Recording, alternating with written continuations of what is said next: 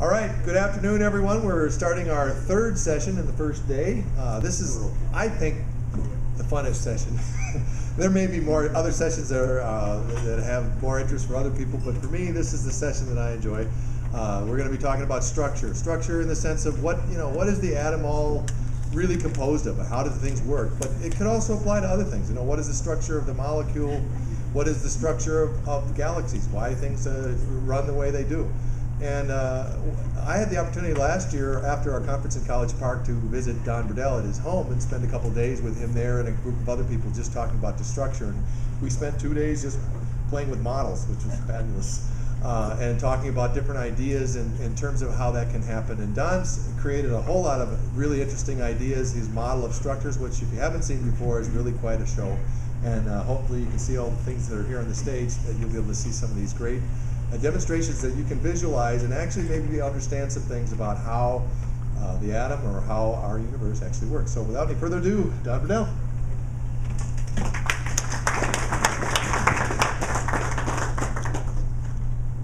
Thank you, Greg, and thank you, audience.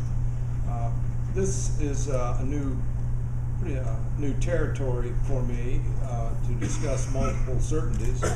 I've mentioned it before in years past, and without explaining it much. So this year I decided that I'm going to haul down and see what we can do on this subject. Clicker. Bottom is forward. Comments about the uncertainty principle. Let me say that the uncertainty principle hasn't been discussed at all, as far as I've heard at these conferences, and yet it's philosophically one of the underlying supports of quantum mechanics, and I believe a source of a lot of trouble that physics has. And when it was decided to go with this principle, I believe it was in the 1920s, the world changed along with it, because it introduced the notion of randomness, chaos, and the end of determinacy. And like Einstein, I have a lot of trouble with giving up on determinacy. So in working with field structures, it became possible to revisit determinacy and figure out how we might not invalidate quantum mechanics and the uncertainty principle, which is so well established that there's no point in arguing that, but rather find a way to penetrate it and reveal the determinacy that may lie underneath of it, but the approach that uncertainty has taken will never allow that to happen. So with a new way of looking at reality, which are field structures, I'm finding that determinacy can be restored. So these are some of the underlying comments about uncertainty principle, and Richard Feynman's statement about that certainly says a lot. So the field structure views reality as the effect of fields as opposed to field objects. And that's a big difference than the present approach, where fields are studied through how field objects affect them. And we're going about it the other way here. So in field structure theory, something comes from everything. And this idea of something comes from nothing completely destroys ever having a structural interpretation of reality and of understanding structure of fundamental reality. And so what I'm coming from here is the notion that something actually comes from everything. And that means that we're dealing with a background dependent universe. And I use the word plenum for that underlying substratum of reality from which all grosser forms of manifestation are derived. And it's a term that Laszlo introduced, as far as I can tell. I like it. So having a discrete form produces determinism. And quantum mechanics' uncertainty principle destroyed all possibility of a discrete form and structure. So FST, field structure theory, begins with a discrete field form that fully satisfies Occam's razor criteria for the simplest solution being the best one. The problem is waves are inherently not visible directly, especially when the medium is invisible. So how can a wave be formalized? The big problem, the smaller the platform or structure, the more wave-like it becomes. Wave is a frequency, is energy, the energy equation for waves. So quantum mechanics and the standard model has no way of accounting for the wave itself. They simply pick up the story after the wave is there. But an explanation of, like Peter Marquardt's statement in the beginning was, we don't understand energy, is attributed to the fact that there's no accounting for how you produce a wave structurally. Waves are field-like, not object-like. Fields are volumetric and non-local. Field objects are discrete localities having position. In FST, fields are deployed waves. This is a word I use over and over. Deployed waves, and field objects are condensed waves, and the transition between the two. So here's a wave, and this is the wave condensed. And I have models here of, this is a condensed wave, and if you redistribute that energy over the entire wave, you lose locality but gain the totality. So what nature does to create mass is condense waves. And when you take a larger wave structure, such as this one, many loops on it, and you condense it, if it's a single loop, you'll get a form like this. This is the way it looks. And if you look at the Kiro rotations, you'll find that both right and left-handedness are in this wave. And then if you have two loops and condense it, all of the energy of the wave condenses to one of the loops. This is important when we start trying to figure out how is it that energy is condensed into matter. And here I'm showing what I just showed you there, how a wave, which I consider a totality, when it condenses, takes all the energy except the nominal one, and which is the deployed wave, and condenses it all to the other wave.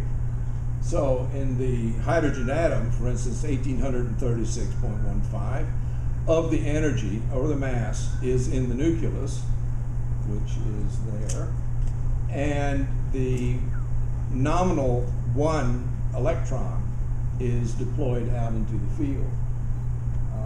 Now this is just one wave. This is not a model of an atom, but this is just showing you how a single wave can operate between its wave form and its particle form, and how they're tied together. So wave versus particle. Background independent. That's where quantum mechanics, the standard model, are coming from. Their visualization of the situation is, if you have a string,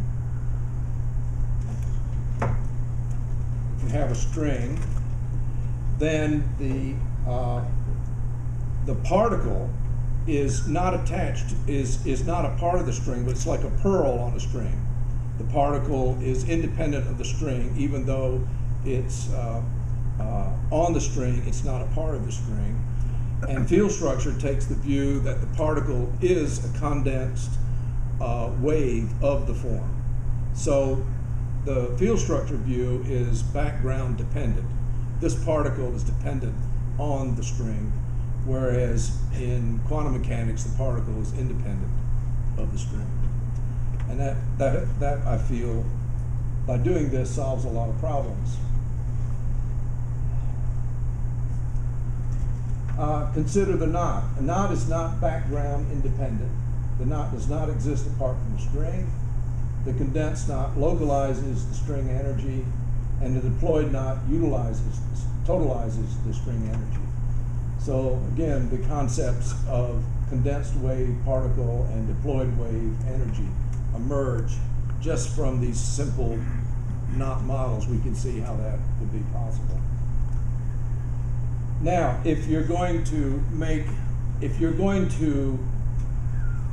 contain this this condensed energy and keep it condensed so the particle stays permanent in time, then you've got to find a way to keep this energy from redeploying itself back over the string, because that's what it wants to do. So in field structure theory, the whole idea of energy is the deployment of condensed energy back over the field of the wave, and that's obeying the entropic intention. But nature also goes the other way. The extropic intention is it can take the energy of a wave and condense it. Whoops, broke that loop. It can condense the wave and form what we see as a concentration, a condensation of energy that is mass. The trick is, how do you keep that energy condensed? And that's where this form is the solution, because it's a topological knot, and it's able to knot the wave so that the energy will not be deployed. And let me see if I got the next slide to show you. Oops. Okay. Quickly show this.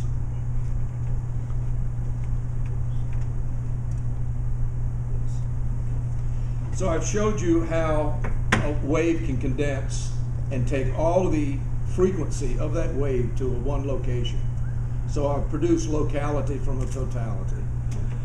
And if I use the field structure, doesn't go backwards. Oh, there we go. If I take the field structure and each of those different colored loops, consider it to be this, and I condense all of the energy on those loops. Note that these are single loops. They should actually look like a twisted loop like this. There's two loops around each of those loops there. And when it condenses, what I'm doing is I'm taking the second loop and condensing it to the center. And when I have three of them, they condense to look like this, so that all of the energy is now condensed to the center, and it's prevented from redeploying back over the wave by the electromagnetic, by the charge relationships that are created at these vortexes at the points. So these actually inhibit the migration of the wave, the condensed wave, back over the deployed wave. And that's why energy stays in the nucleus and doesn't radiate out, why nature has found a way to control and condense that energy and keep it there in stable particles virtually forever. Now, I'm saying all this to build up to this multiple certainty idea, which I haven't even touched yet. So the conclusion of FST is that group behavior is a structural connectivity to individual behavior. The idea challenges the core beliefs of quantum mechanics, which forbids the knowing of individual behavior. And as Feynman again says, I think you can safely say that nobody understands quantum mechanics. And the reason is the structure is not known. So that's why I think structure, it's a word used in conjunction with everything, and yet what is structure itself? And I'm writing a book on that now, what structure actually is. Then once we know that, we can apply it to any discipline. So field structure sees group behavior versus individual behavior as fractal iterations of complexity, and not as the operation of two unconnected systems of organization, i.e. particle or waves, and the associated disciplines of how they were understood. I call the geometry structural skew topology, and field structure theory is the application of that to the physical world. So the exact shape, frequency, and amplitude of the orbit of an electron, it describes the exact number of places where the electron can be found and the momentum of the electron at each location. Now, according to uncertainty principle, we can't do this together. We can do one or the other, but not both. So we're going to look for now, I'm going to try to show how we can do both. The basic assumption and postulates of FST are each platform or structure is deterministic and unique. It's not random, it's not chaotic. There is determination, there is the determinism in here at work. It begins with discrete entities, loops. It becomes possible to determine the exact momentum and position. Each energy state of structure is determined by the number of loops and the number of places the loops interact. And for example, the ultimate simplest version of a three-dimensional spatial event is a tetrahedron. And these are the three loops that interact with each other to create that tetrahedron. That tetrahedron did not create the loops. The loops created the tetrahedron. The field creates the field object, which is the polyhedron in the center. And that's a big switch in terms of the way it's normally thought about happening. But when these loops interact, they create the requirements that we have for identifying a spatial event. It also creates a time event, and we'll get into that.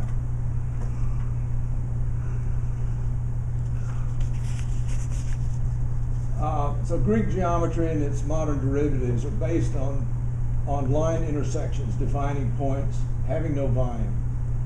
And this has led just one step after the other to the view of the uncertainty principle. So the axioms of structural skew topology are simple. Lines are loops, they don't end. Lines have dimension. Lines are not infinitesimally thin. And lines interact, they don't intersect. So if you try to build a world based on that, then you come up with forms like this. You come up with field structures. In other words, you create fields with loops of action, and then those fields can then produce field objects inside of those fields, which are the polyhedra. And any form in three-dimensional space can be structured with these loops. For instance, here's an octahedron. And if you notice in the octahedron, there are 4 circuits. There are 4 different colored tubes. There are 4 circuits in that. So each spatial form, be it a simple platonic solid or an irregular solid of any kind, can always be structured, can always be built with the loops.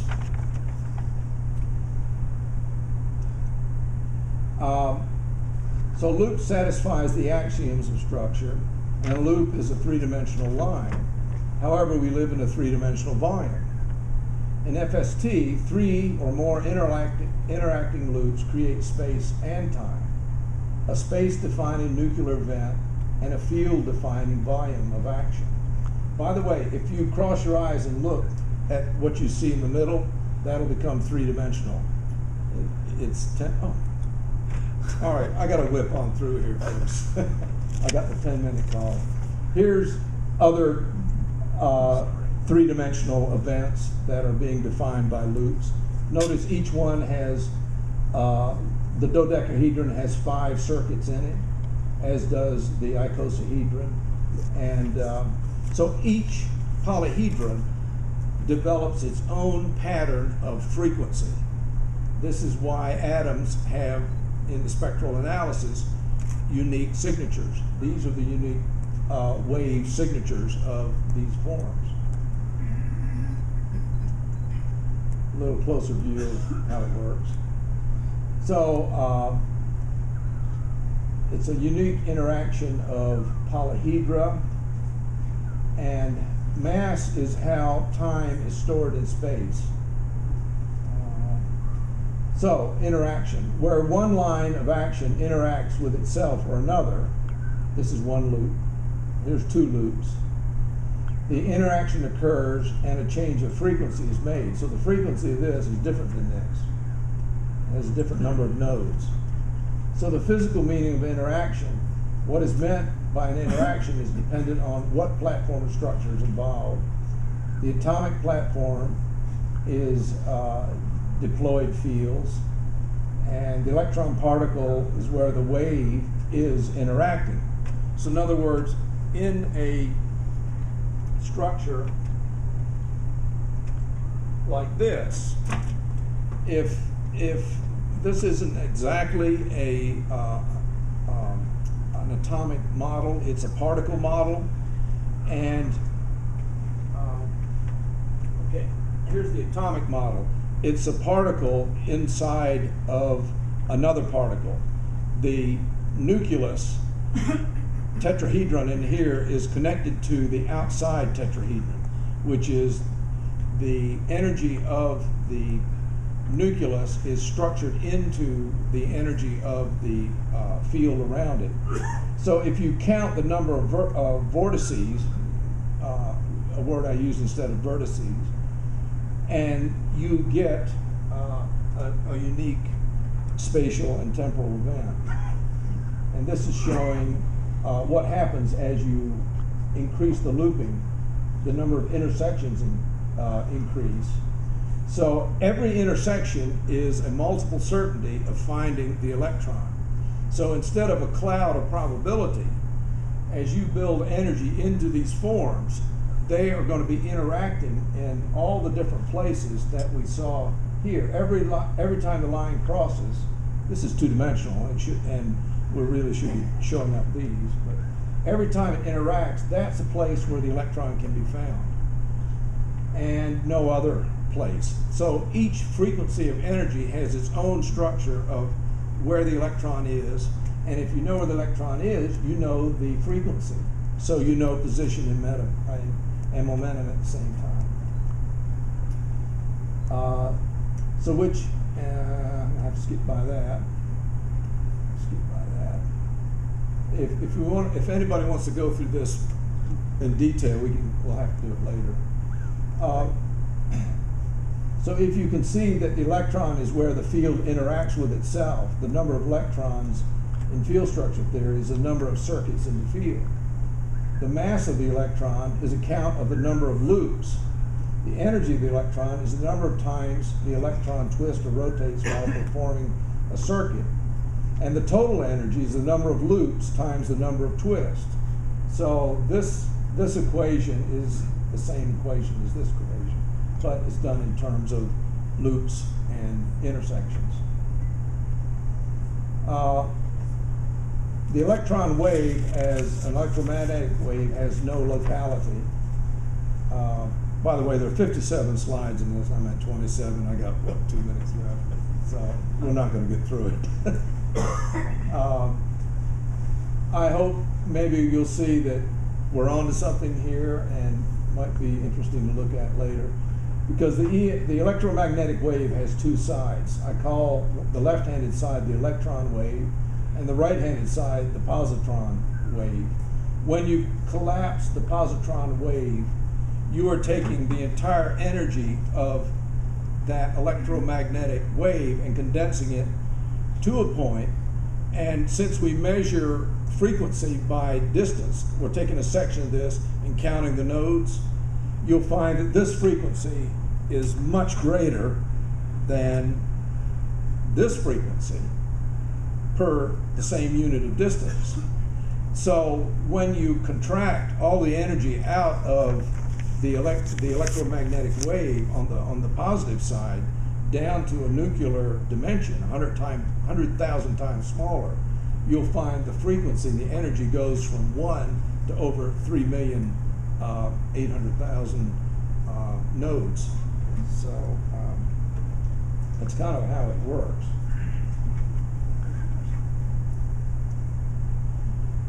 And the neutron, when the oh, I guess I should have said that. So when an electron, let me do it this way. When the left-handed electron wave remains deployed, that's this part out here, and the right-handed positron side of the wave, this down here, collapses, the positron wave becomes the positive energy of the proton. And the reverse would be true. If the electron collapsed and the positron side of the wave remained deployed, you'd produce an antiproton. Now the neutron is where both sides collapse, and you get the electron side of the wave and the positron side of the wave condensed to the nucleus. But in last year I showed why that is an unstable event. And that will decay into proton and electron and put those out in a larger volume of space that is stable. I don't have time to go into that. But, so just quickly here, what we're doing is we're counting the number of intersections and the number of loops. There's 6 loops here. There's 6 intersections per loop. And here I'm doing 18 loops, and there's 324 intersections. So the geometry is an inverse square geometry, which it's got to be if it's going to be describing gravity or electromagnetics.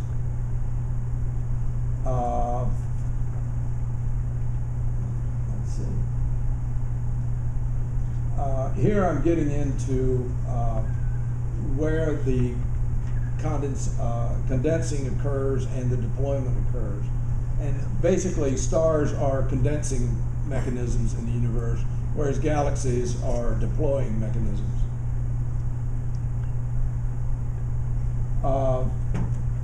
So the number of intersection squares per unit of distance, this shows space and energy or length. I'm trying to get the energy here, time.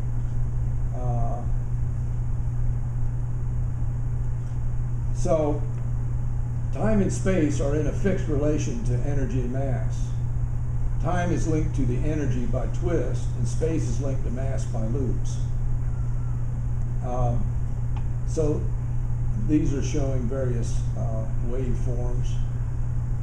So the sequence, more energy, more interactions, higher frequency of the system. The inverse square law insists the number of interactions of the energy of the system, which is the number of multiple certainties there are in finding an electron in the atomic cloud. So there's a discrete number of places where the electron will be found and at no other. And we know momentum and location because we know the number of loops and the number of interactions they're having. So that's the basis of multiple certainty, and I'm sure I'm out of time. You got 1 minute, I'm sorry. 1 minute? Yeah. So there's a discrete number of places where the electron will be found and no others, and that's determined by its energy. And by knowing frequency and the number of circuits and loops, we know momentum and the location at the same time. And there's now a way around the probabilities and randomness of uncertainty principle. And again, I'm here making one circuit do all of these interactions. Of course, this is two-dimensional. And here I'm going from that 1 or 2 dimensional into a 3-dimensional form and showing how the interactions occur with the electron being found at those points. Show that. Oops. So time, while we live in a 3-dimensional, in a 3-loop, 3-dimensional spatial world, we experience something extra. We experience time. Time has structure as well as space. Time, field structure models both time and space in this way. Field structures show where the extra event we call time appears. So every time I add energy, I'm adding, for instance, here's 3 loops producing 4 events. I've gained, by going 3-dimensional, I've gained an extra event. And if I increase the energy, I will gain significantly more events. And those events are what field structure is calling time. So the time and spatial relationships march right in hand with mass and energy changes. So that keeps the universe altogether consistent. So no one part of it is running ahead or behind another.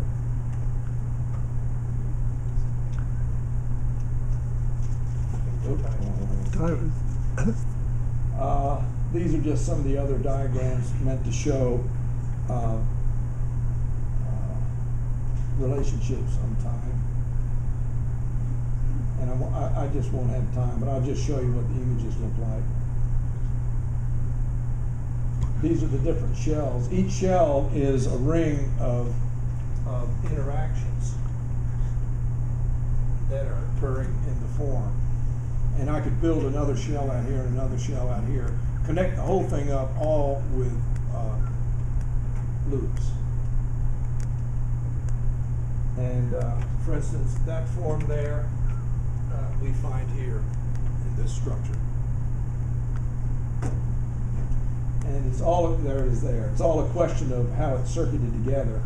I can with loops, do any form imaginable, simply by the relationship of the circuitry and what's connected to, if right-handed is connected to left-handed, or right-handed to right-handed, left-handed to left-handed. Varying that in the number of loops, you can generate any form there is. Let's see. Well, I think I better call a halt to this. Thank you.